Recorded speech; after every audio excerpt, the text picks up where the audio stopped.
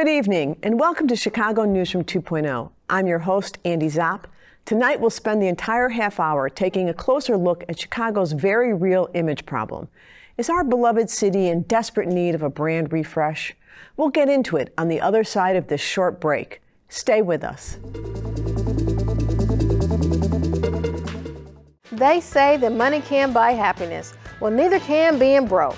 So make sure that you're tuned into In the Money with me, Kimberly Loftus, every week for great financial advice about how to save money, invest money, and perhaps most importantly, understand money. That's only on CAN TV 19, cantv.org, and on the CAN TV Plus app.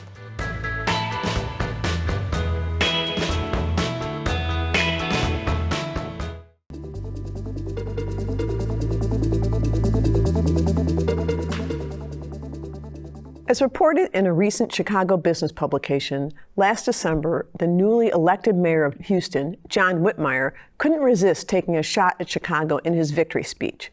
"We're not New York, we're not LA, we're sure not Chicago. We fix our problems," he said. Great cities solve their problems. Real, imagined, or some combination of fact and fiction, Chicago is getting a bad rap. And some would say city leaders are only exacerbating the problem by not putting our best foot forward in an effort to change the narrative. The nation's third largest city is still a city that works, but it also has a growing list of very real challenges topped by crime that must be addressed. Yours truly was quoted in the article. "We are fighting perception, and you have to be aggressive or it takes on a life of its own."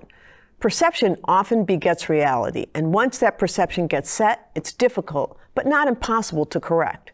To help us unpack the facts, the fiction, and what a brand refresh might look like for Chicago, I'm joined at the Roundtable by regular contributors, award-winning journalist and media consultant Samantha Thomas, the host of the CAN TV original program 3 Questions With, and the publisher of Latino News Network, Hugo Balta, and Austin Weekly News reporter Francia Garcia Hernandez. Welcome back to the newsroom, Samantha, Francia, and Hugo. So let's get right down to it. The first question is, do you think Chicago has an image problem? And if you do, tell me how bad do you think it is on a scale of 1 to 10? Samantha, I'll start with you. Image is everything, and being a born and raised Chicagoan, it saddens me to see where we are now. So on a scale from 1 to 10, I would give, so one is bad, right? I would give Chicago a 6. Okay. I would, because I believe the good outweighs the bad. Image-wise, we look good. We look good. The buildings, the infrastructure, everything that is here, that's been here, and that's coming here. I know, like downtown Chicago, you go on State Street, and I've mentioned before, it does look like a ghost town. However, the history, you still feel it. Michigan Avenue, of course, it's ups and downs also, but they're doing what they can to bring new businesses back and to keep the life into those that are still there. So again, we look good because Chicago, image-wise, is always going to look good. But those of us that live here, we know that there are a lot of cracks and holes and things that could cause it to feel better. Right. So looking good is one thing. The feeling here, it could be better. Okay. Hugo, how about you? What do you think? Well, I'm fairly new to Chicago. I moved here 4 years ago, so I would give it a grade of 6 to 7. I would agree on that. When I decided to move to Chicago from the Northeast, the New York metropolitan area, my friends and family just had this image of just bullets flying all the time and asking me, "What are you doing?" And obviously when I got here, I told them, I go, "Look, it is not what you think." But a lot of that has to do with media.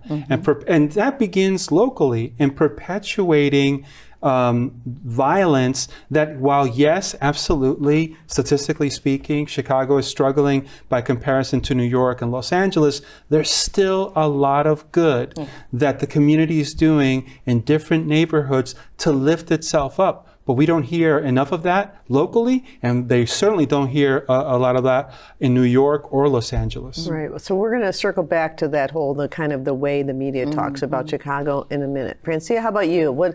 Our image? What do you think? We need a little updo makeover? Definitely. I think, yes, it's around a 6, and I think there's a lot of good in Chicago, and a lot of it is talked about locally, and I think there are great people doing great work for that. I also think we're at a time when social media plays a big role. So one incident can lead to these stream of comments and videos and tweets and whatnot of negative publicity. So it really sometimes takes just one incident to bring back the conversation about how Chicago is, not a great place to live. And I think those incidents, while isolated, can drive perception and can make the city look worse than it actually is.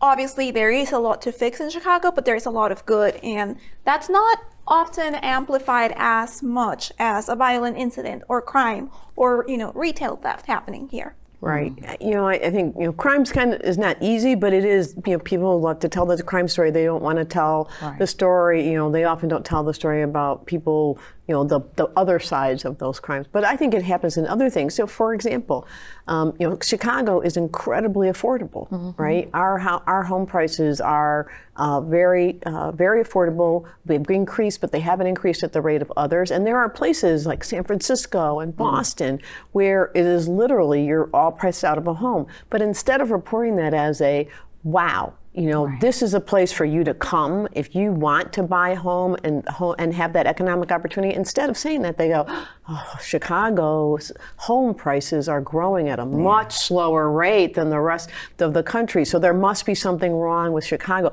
Why is that? What's the need to always tell it from the negative perception, Hugo? Is it that because negative sells more than positive? Absolutely, right? So it's about clicks, it's about ratings, and it's about sensationalism. And so that always will surface to the top, despite the fact that newsrooms will say otherwise.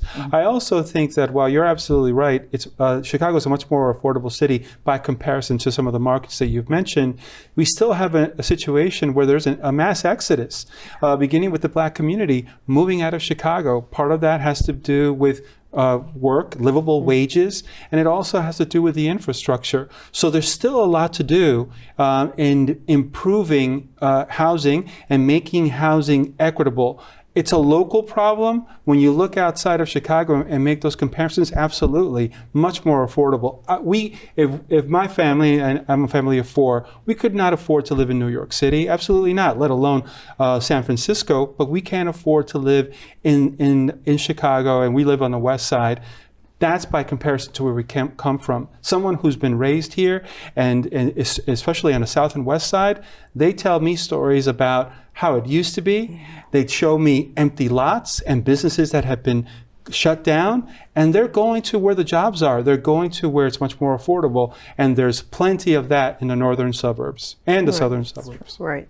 Samantha, you agree with that? I wholeheartedly. Again, as I stated, being born and raised here, you see it. And we chase, especially my community, Black people, we chase resources. And we don't have a lot of resources in the communities that either we grew up in or that are more condensed by our race. So we tend to want to go to the suburbs. I would even say the northern suburbs, even the western suburbs, because sometimes even now the south suburbs, they're declining, in a lot of different resources and ways. And many of the people that I know in the southern suburbs, they work in the city, and it's the big commute. However, the houses are a lot more reasonable out there. But what I do love about Chicago, and having lived on the West Coast and having lived in different parts of the Midwest and played around with the East Coast, but it was just too much money to live over there.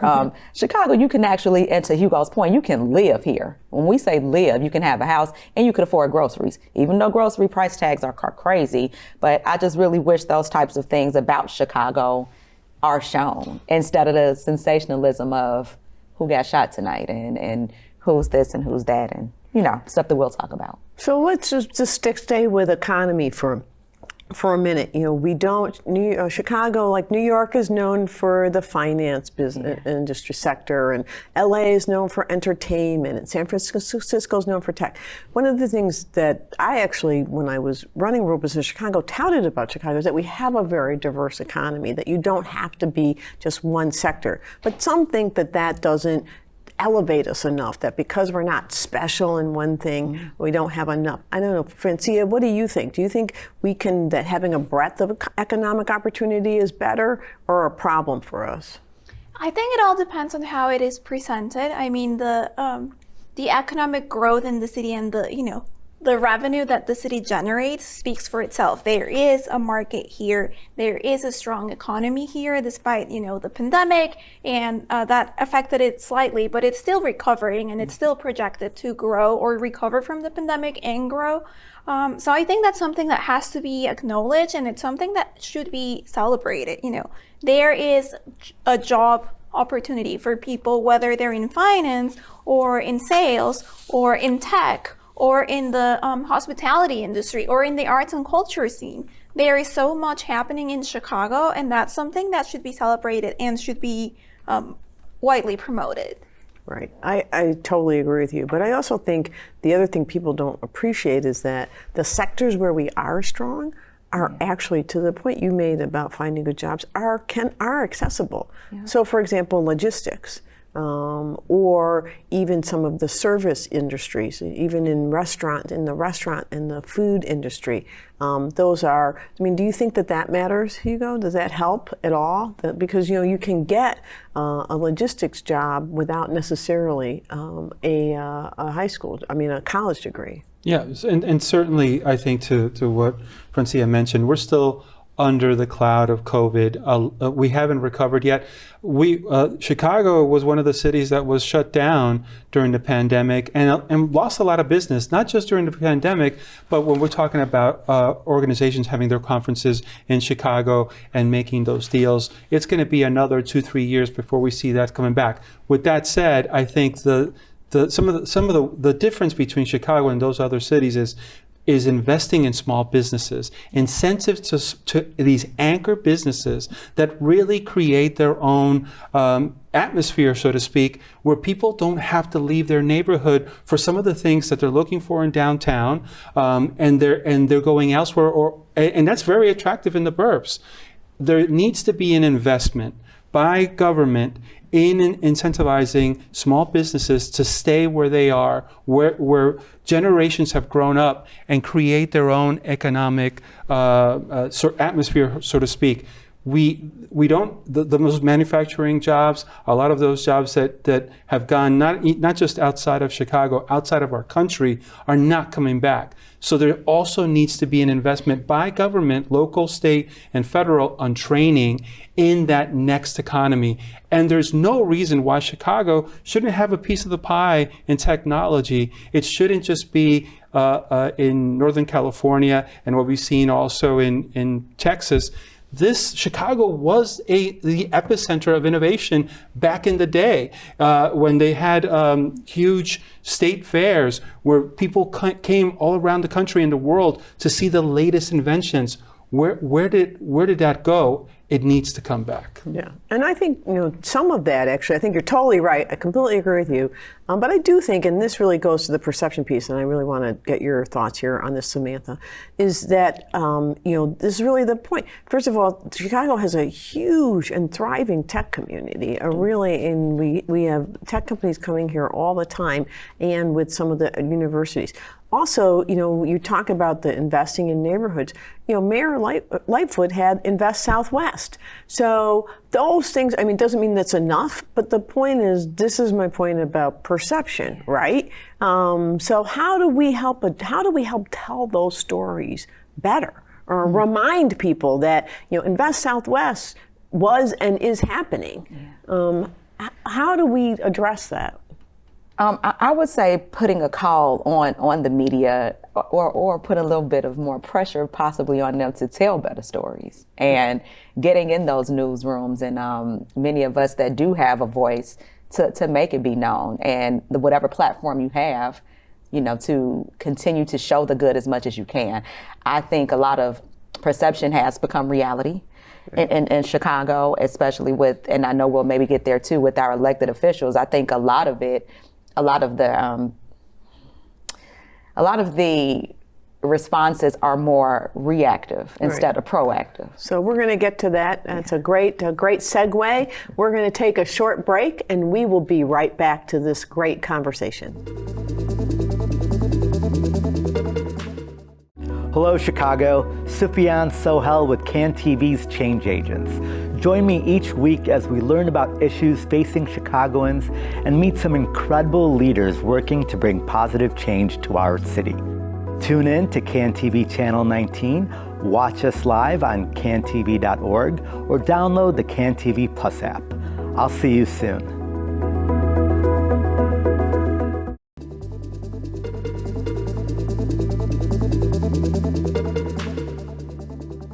And we're back with this fascinating conversation about how Chicago can address its brand, or does Chicago have a brand image that needs to address? And we were talking about the role of elected officials and our leaders. Samantha, I think you were making some points, but I felt like you had some more to say on that point. And I agree with you. I think our elected, they have a platform, and too often they're being responsive to questions from the media and aren't using the platform as well as I think they could to promote some of the positives about the city. I don't know, what do you think? I 1,000% agree. And I will go on record saying that a lot of they have a bigger voice than many of us have, the elected officials, to make changes and to paint the city in a different light. It bothers me after certain things happen, and I'll use shootings for an example, which tarnishes the brand image of Chicago, and that's part of what we're known for as a city. When things happen, especially this past weekend here in the South Loop, for an example, a lot of it was, well, let's give these kids something to do. How long have we been saying that? When are we going to give them something to do? Why aren't there any girls and boys clubs in inner city neighborhoods? They don't have the money to pay for the YMCA. I'm always about preventative care. I don't want to wait to get sick. I want to combat the sickness with some zinc.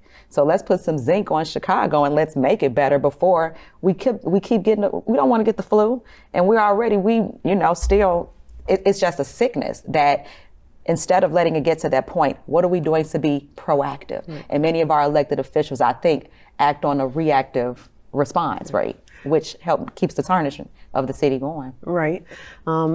One of the issues that some people have said is that the challenge between the relationship between the mayor and the governor doesn't help on this front. Francia, what do you think? Do you think the frostiness between city and state government adds to this issue of the image? Most definitely. We know they're both Democrats, but we also know that the mayor's administration has not been very open to the media's questions. And, there is much to be said about the media and how it has played a role in local politics or how it has painted, past administrations. But regardless, I think the mayor's administration should be coming forward and saying, here's what we're doing, here's what's happening, here's how we are going to address your questions. Otherwise, it sends a message of lack of trust, lack of transparency. And when you're seeing in social media, when you're seeing in the media a lot of negativity about, the city and negative news, and then you see the person who's spearheading the government of this great city not say anything or not want to engage with media, that sends a very negative message. And that definitely needs to change. Otherwise, it's just going to create a crisis that is going to be much harder to come back from. Right. I think that's a really excellent point that you just made. It's like how you communicate. Absolutely. And your willingness to be open about it, both good and bad. Now, in his defense, I will say it is hard when, the approaches tend to be focused on the negative. And when you do talk about the positive, people feel like you're patting your own back. That said, I think your point about being more transparent and the impact of that lack of transparency is really well taken. Well, we have a great opportunity to tout our own horn coming up this summer, right? With the Democratic National Convention, in 1996, the Mayor Daley did and the city put on a huge effort to show the world that we weren't going to be the Chicago of 1968, and we weren't. So what do you think? Is this a real opportunity for the city this summer? And how hampered is it going to be because there's not a senior leader at World Business Chicago or Choose Chicago right now? There's been very little said since the announcement last summer, which is a problem, right? That's what a wonderful opportunity the city has to have the national and international attention. But what's happening? What's the buildup leading up to this major event? It's been zero, maybe very little to zero. So that's a problem. And part of that has to do with a lack of leadership, beginning with Choose Chicago. I think also part of the communication has to do with city council, 50 aldermen. That is a lot for the mayor to put his arms around. And a lot of what happens is the politicking with agendas that really which makes it very difficult to get business done.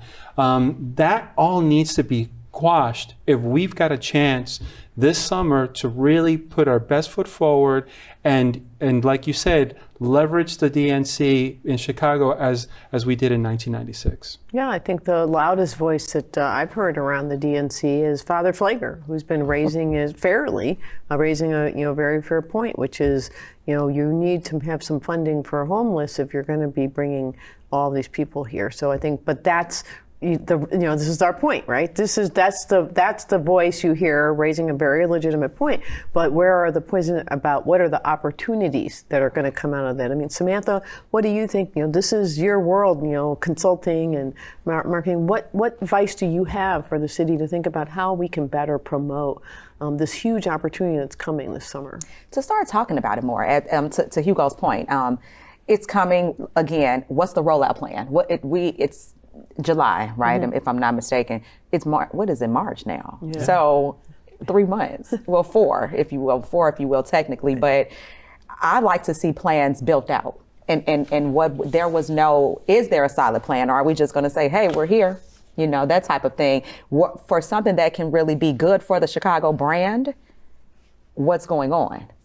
I know we're hearing the people that don't want it here, but there are many that do want it here. But again, what are you all showing us to say, okay, hey, this is coming up here. Here's how you can get a job with the DNC, or here's how you can do this, and here's how you can do that. Again, the buildup is bad, and it's showing. Chicago was showing, again, a way that we could have a good brand image. Right. It is not being capitalized. Right. You would like to think that somewhere there's a plan that would say, like every week at least there's a story that you then could promote, or an event that you could then talk about, that you could then promote. And so I think, the answer of this is a big opportunity, and there will be economic opportunity. And I know there is work being done to ensure that there are jobs, and I know they've had a couple vendor fairs.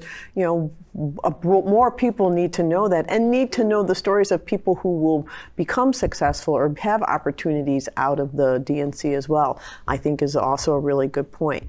So, of course, you can't talk about Chicago's brand and image if we don't take a few minutes to talk about the crime and the crime problem and how we address that. But I don't want to talk about it just because we've talked before about the image. But what about the impact that it's having on just even internally at the city? Forget the brand outside the city. I've heard from restaurant owners that their numbers of people coming in and making reservations from outside the city are down. I talked to a developer who told me that one of the challenges that Sox Park is having is that people don't want to come to the South Side. So what do we do? What about that? First of all, is that fact? Or again, perception that's keeping people from coming downtown? Francia? It's a combination of both. I think every time there's a perception problem, there is going to be some facts, and then how that is perceived and how that is told in the media or social media or word of mouth, right? And we have seen retail theft go up. We have seen carjackings go up. We have not seen an increase in murders, but we are still above pre-pandemic levels, and Chicago's still known for that. And that's part of a history of media representation of Chicago as this, criminal town. And these types of, when this happens, people are affected, victims are affected, and then these types of incidents just perpetuate that negative image, or that stereotype, if you will. So step one is we have to continue to work on the actual crime problem. But what can we do? But there are, we go out in Chicago to restaurants and to plays and movies all with some regularity, with no incidents, as do most. I don't know, how do we start telling that story about what's happening and about the artists who are performing who need the work? The restaurants that need the customers, the theaters that need people in the seats. I don't know, how do we do that? If mainstream media isn't doing it and has shown a history of reluctance to do it, then that's great, because that's when we move in, lean in, and add value to a news desert, really. And so I think it's on us programs like this one, programs like 3 Question With, and others that are really giving the opportunity for the community to be seen and heard and to tell those stories. Right. Samantha, you agree? Wholeheartedly. And thank you for that, Hugo. And there are platforms that, again, social media, I tell them on my platform in my own way. And that's why I agree to sit at tables like yours, because this is where we get the word out. This is where we talk about things. And this is when you keep it real about what's going on and not giving you a 3-minute segment to get your story out, but giving you the time to really express and talk about your views in a real light. Because Chicago, although a lot is bad for the brand, there's so much good going on here. And Chicago Newsroom 2.0 is one of the things that's good. Well, thank you. And I agree with you that community television is a great space to tell the story. And shockingly, I know this will shock you all, we are out of time on yet another really important conversation. And I think the answer here is there is good or bad. We have to work on the bad, but we have to tout the good, right? So thank you all. As usual, it's been a great conversation. I really appreciate you being here tonight. Thank you. And we will be right back with my final thoughts.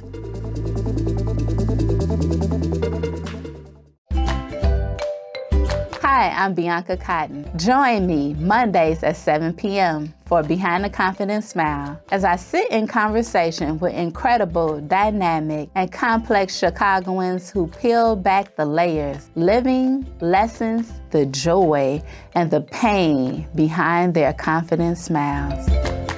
You can watch on CanTV 19, cantv.org, and CanTV Plus app.